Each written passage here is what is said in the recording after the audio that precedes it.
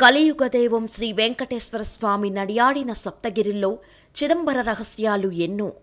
ఎవరూ ఊహించని పౌరాణిక విశేషాల నెలవు కలియుగ వైకుంఠం. తిరుమలలో వేదాలే శిలలు అయ్యాయని మహాకవులు చెప్పే మాట.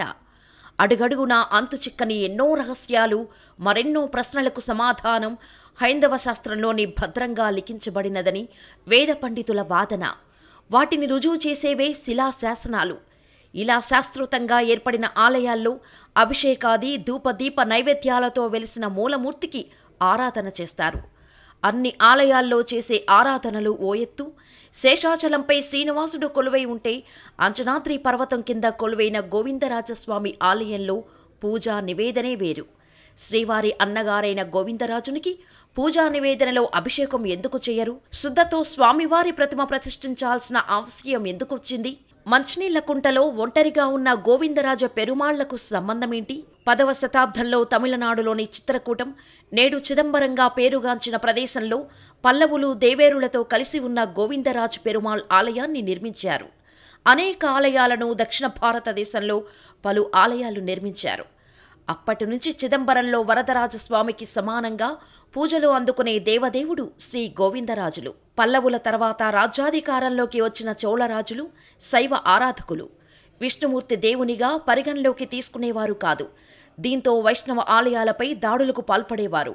అదే సమయంలో దశావతార సినిమాలో కమలహాసన్ను గోవిందరాజు పెరుమాళ్ను విగ్రహంతో కలిపి సముద్రంలో కలిపివేసిన సన్నివేశం అక్షర సత్యం. గోవిందరాజ పెరుమాళ్ను సముద్రంలో వేశారు. చోళరాజు కుళుతుంగ చోళుడు. కొంతకాలానికి ఒడ్డుకు చేరుకున్న గోవిందరాజస్వామి ఆయన మహిమను తెలియచేశారు. ఆ సమయంలో చోళరాజుల నుంచి ఆ విగ్రహాన్ని కాపాడేందుకు గ్రామ గ్రామాల్లో దాచుతూ చోళరాజుల కంటపడకుండా రహస్యంగా తిరుపతికి తెచ్చారు. కలియుగ దైవం కొలువైన శ్రీ వెంకటేశ్వరుడి సన్నిధిలోనే గోవిందరాజస్వామి వారికి ఆలయం నిర్మించాలనే ఆలోచనకు వచ్చారు. స్థానిక పాలకుడైన యాదవరాజు చేతుల మీదుగా 1130వ సంవత్సరంలో తిరుపతిలో గోవిందరాజస్వామి వారి ఆలయం నిర్మించారు. అప్పటి నుంచి ఎంతోమంది రాజులు, పాలకులు స్వామివారి సేవలో తరించారు. ఈ ఆలయాన్ని విజయనగర సామ్రాజ్య రాజులు అభివృద్ధి చేశారు. అయినప్పటికీ చిదంబరం నుంచి తీసుకొచ్చిన రాతి విగ్రహం మాత్రం ప్రతిష్ఠించలేకపోయారు. అందుకు కారణం, చిదంబరం నుంచి గోవిందరాజస్వామి వారి రాతి విగ్రహాన్ని తిరుపతికి తరలించే సమయంలో ముక్కు, చేతులు, వేళ్లు భాగంలో కొంత లోపం వచ్చింది. దీంతో ఆ రాతి విగ్రహం ఆలయంలో ప్రతిష్ఠించే అర్హత కోల్పోయింది. విగ్రహం లోపాలను రామానుజాచార్యులు గుర్తించారు. గోవిందరాజు విగ్రహం లోపాలు ఉన్న ఉభయ దేవేరుల విగ్రహం మాత్రం చెక్కు చెదరలేదు. ఆ విగ్రహాలను తిరుపతిలోని అంకాల పరమేశ్వరి ఆలయంలో ప్రతిష్ఠించారు. దీంతో గోవిందరాజస్వామి పూజకు నోచుకోక తిరుపతిలోని నరసింహతీర్థమైన మంచినీళ్ల గుంటలో ప్రతిష్ఠించారు. ఓ రాగి చెట్టు కింద నిలువ నీడలేని ఆ గోవిందరాజునికి ఏడాది క్రితం భక్తుల విన్నపంతో టీటీడీ తిరుపతి మున్సిపాలిటీ మండపాన్ని నిర్మించింది. ప్రస్తుతం కొందరు భక్తులు గోవిందరాజ పెరుమాళ్లకు పూజలు అందిస్తున్నారు.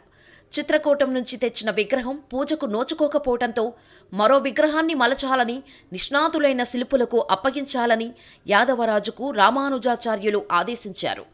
యాదవరాజు మూల విరాట్టును మలిచే పనిని కొందరు నిష్ణాతులైన శిల్పులకు అప్పగించారు. కానీ ఎలా జరిగిందో తెలియదు. కానీ విగ్రహంలో చిన్న లోపం ఉండటం వలన ప్రతిష్టాపన అర్హతను పొందలేకపోయింది. అందులో కొన్ని లోపాలను గుర్తించిన రామానుజుల వారు మరో విగ్రహాన్ని చెక్కాలని సూచించారు. ఆ చిన్న లోపాలు ఉన్న విగ్రహమే పద్మసరోవరం వద్ద ఓ మూలన చిన్న మండపంలో ప్రతిష్ఠించారు. దేశ పర్యటన ఆవశ్యం కావటంతో రామానుజాచార్యులు తిరుపతిని వీడాల్సిన పరిస్థితి ఏర్పడింది. మరోవైపు రాతి విగ్రహం మలిచే సమయం లేదు. దీంతో గోవిందరాజస్వామి వారి ఆలయంలో విగ్రహ ప్రతిష్టాపన సమయం మించిపోతుండటంతో సున్నం, బంకమట్టితో తయారు చేసిన గోవిందరాజస్వామి విగ్రహాన్ని ప్రతిష్ఠించారు. అప్పటి నుంచి ఇప్పటి వరకు గోవిందరాజస్వామి వారి ఆలయంలో సున్నపు విగ్రహమే పూజలందుకుంటోంది. ఇక్కడ స్వామివారికి అభిషేకాది కార్యక్రమాలను నిర్వహించారు. ఎందుకంటే సున్నం, బంకమట్టి విగ్రహం కావటంతో కరిగిపోతుందని. ప్రతి 15 రోజులకు ఒక్కమారు నూనె రాస్తారు. ప్రతినిత్యం స్వామివారికి పూజా నివేదనలు సమర్పించి స్వామికి పుష్పాలతో అలంకరణ చేస్తారు.